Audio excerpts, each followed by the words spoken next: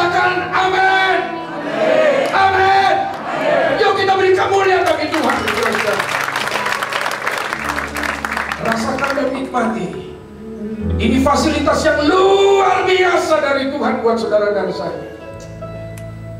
Dan biarlah itu semua, kalau saudara dan saya melihat dan merasakan selama tahun 2015 betapa Tuhan sudah menuntun, menyertai saudara, bahkan memberkati saudara, biarlah itu membuat mata kita terus tertuju kepada Dia.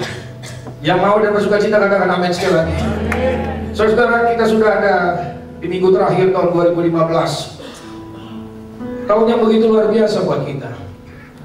Tahun yang begitu spesial, saudara-saudara. Kita ada di dalam 2 tahun, ya, kalau kita menggunakan kalender Israel.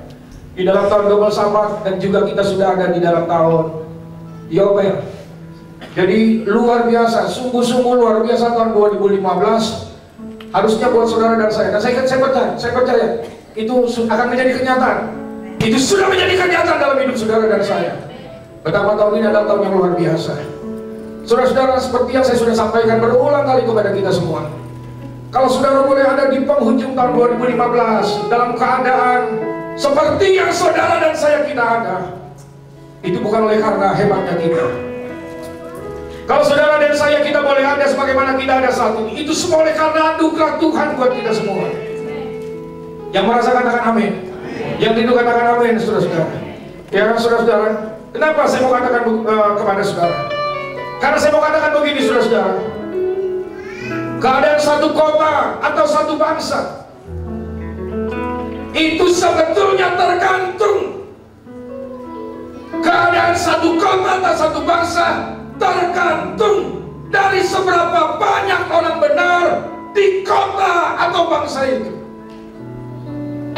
Sekali lagi saya mau ucapkan, saya mau katakan buat saudara. Kalau perlu saudara catat, saudara catat. Keadaan satu kota atau satu bangsa tergantung seberapa banyak, baik kuantitas maupun kualitas, orang benar yang ada di dalam bangsa itu. Saudara, kalau saudara dan saya kita bisa menikmati kedamaian dalam hidup berbangsa dan bernegara, bisa beribadah dengan nyaman seperti ini, dengan penuh damai, ya, itu anugerah.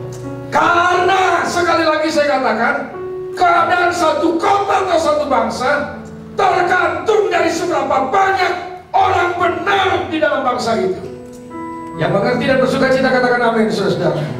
Ya, kalau beberapa negara Timur Tengah, di beberapa negara konflik, saudara-saudara, ya, dalam pertemuan hamba-hamba Tuhan, mereka secara jujur menyampaikan dan mengatakan, kenapa semua ini harus terjadi? Gereja-gereja kosong ditinggalkan oleh jemaat yang ingin menyelamatkan diri, saudara-saudara, karena mereka mengalami peperangan dan sebagainya, menjadi imigran. Saudara-saudara, mereka jujur mengatakan sebetulnya Tuhan sudah terlalu lama, sudah sejak lama memberitahukan hal ini kepada setiap mereka. Ya, karena secara jujur mereka katakan, orang Kristen di negara-negara konflik, mereka katakan, saudara-saudara, sudah tidak menyembah kepada Tuhan yang benar. Yang mereka sembah sesuatu yang lain, saudara-saudara. Yang mereka kejar, yang mereka cari bukan lagi Tuhan yang benar. Yang mereka cari harta, tahta, jabatan, dan Tuhan mereka adalah perut mereka. Dan akhirnya mereka harus mengalami semua ini. Saudara-saudara, ada banyak orang Kristen, gereja Tuhan yang awalnya dipenuhi oleh umat, oleh jiwa-jiwa, tapi karena satu dan lain hal mereka semua pergi menjadi imigran. Di satu sisi mereka sedih, saudara-saudara, ya, di satu sisi mereka sedih, tapi di sisi lain, saudara-saudara, orang-orang yang masih tinggal di wilayah konflik menjadi galau. Mereka syok melihat kenyataan yang terjadi. Sehingga mereka ingin cari tahu, ingin mencari kebenaran yang sesungguhnya. Dan yang luar biasa, saudara-saudara, banyak kesaksian yang menceritakan banyak dari mereka mengalami perjumpaan dengan Juru Selamat kita. Dan akhirnya mereka berbondong-bondong memenuhi kursi-kursi gereja yang sudah ditinggalkan oleh jemaat yang lama. Saudara-saudara, saya mau kasih tahu begini, saudara-saudara. Ada begitu banyak orang di luar sana yang rindu duduk di posisi di mana saudara dan saya kita berada. Sekali lagi saya mau katakan buat kita, ada begitu banyak orang di luar sana yang ingin duduk di posisi saudara. Jadi yang saya mau katakan, saudara-saudara, nikmati dan pelihara apa yang Bapak sudah limpahkan dan curahkan dalam hidup saudara. Jangan sampai posisi di mana saudara dan saya kita berada hari ini itu diisi oleh orang lain, saudara-saudara. Diisi oleh orang lain. Biarlah kita menjadi orang-orang yang mau melakukan kehendak Bapa pada zaman kita. Pada zaman kita. Saudara, ketika Yesus menangisi Yerusalem, dia berkata bahwa satu saat tidak akan ada satu batu yang akan terletak di atas batu yang lain.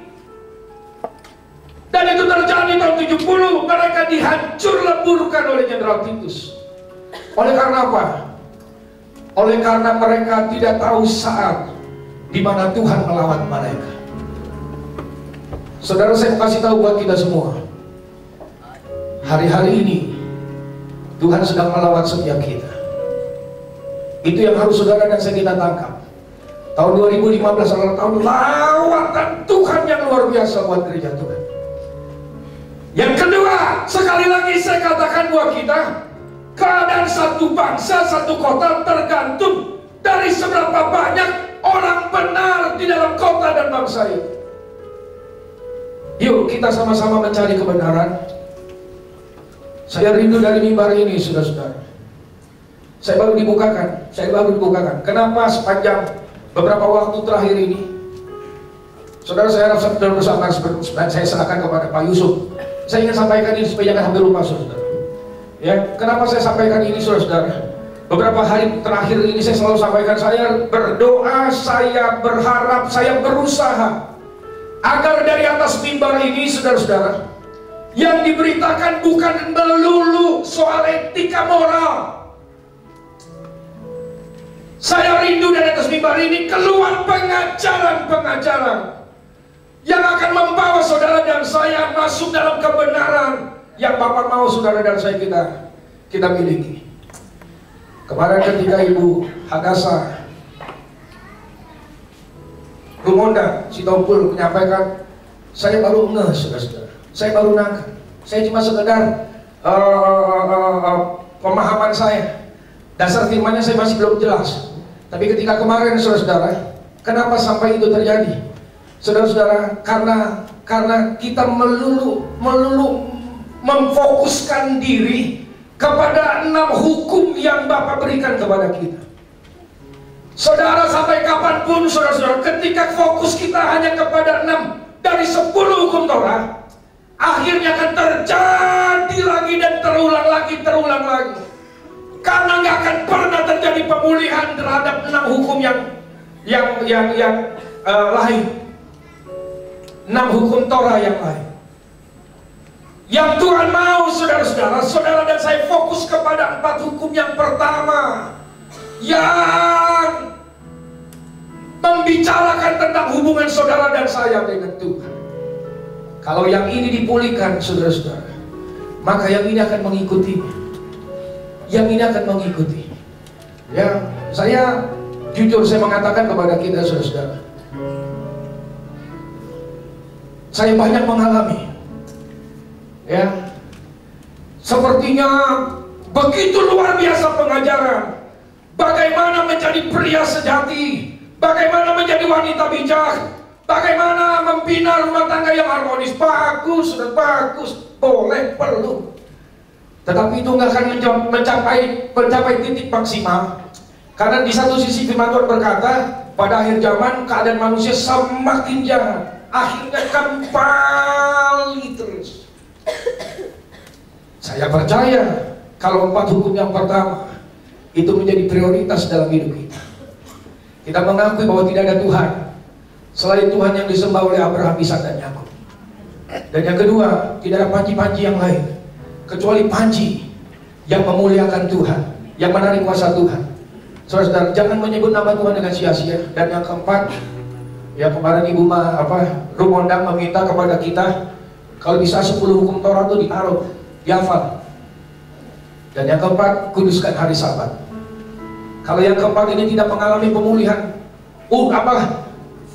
kebutuhan hidup manusia kita, hubungan kita dalam kehidupan dengan sesama gak akan pernah bisa maksimal. Selalu terjadi benturan terus. Karena yang inti ini belum tergenapi secara maksimal.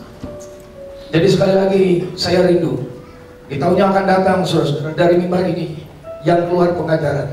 Ya, Hagai 2 ketika dibukakan, wah saya paham. Saya jadi ngerti ternyata Hagai pasal 2 itu bercerita tentang bagaimana saudara dan saya hidup sebagai bait sucinya Tuhan. Ya, mintalah pengajaran dari imam. Sekali lagi, rindukan dan doakan dari atas mimbar ini yang keluar adalah pengajaran-pengajaran yang mengajarkan saudara dan saya tentang kebenaran, saudara-saudara. Karena ketika saudara dan saya hidup dalam kebenaran, dan ketika Tuhan melihat jumlah orang benar di kota dan bangsa kita, saudara-saudara, maka damai sejahtera itu akan menjadi bagian dalam hidup kita. Ya, kalau saudara mau lebih jauh tentang cerita ini adalah bahan khotbah saya tanggal 3. Jadi iklan buat khotbah minggu depan ya saudara-saudara. Ya betul, saya mau sampaikan ini saudara-saudara. Ya, seperti halnya pada zaman Nuh, demikianlah halnya kelak apa yang akan terjadi pada akhir zaman, pada saat kedatangan anak manusia. Jadi jangan kemana-mana tanggal 3 Januari berbondong-bondong datang dalam kebaktian. Saya akan sampaikan perkara yang luar biasa. Ya, apa yang terjadi pada zaman Nuh dan lain sebagainya. Ya, namun yuk sekarang kesempatan yang masih ada, yang Tuhan berikan kepada saudara dan saya, kedamaian yang masih luar biasa ini. Sekali lagi saya katakan, damai itu saudara-saudara adalah dampak. Karena firman Tuhan berkata, di mana ada kebenaran, di situ tumbuh damai sejahtera. Kalau saudara dan saya memiliki kebenaran, mengerti, mempunyai pengetahuan tentang kebenaran, dan menjadi pelaku kebenaran, saudara-saudara, damai sejahtera di bumi, damai sejahtera. Ya, cari kebenaran. Carilah dahulu kerajaan surga serta kebenaran, sekaliannya itu ditambahkan kepadamu. Yuk kita bangkit berdiri saudara-saudara. Lepaskan shalom kepada Yerusalem, supaya ada damai di Yerusalem, saudara-saudara. Sekalipun seharusnya kebenaran mereka miliki, doakan juga supaya mereka mendapatkan kebenaran dan menemukan kebenaran. Shalom,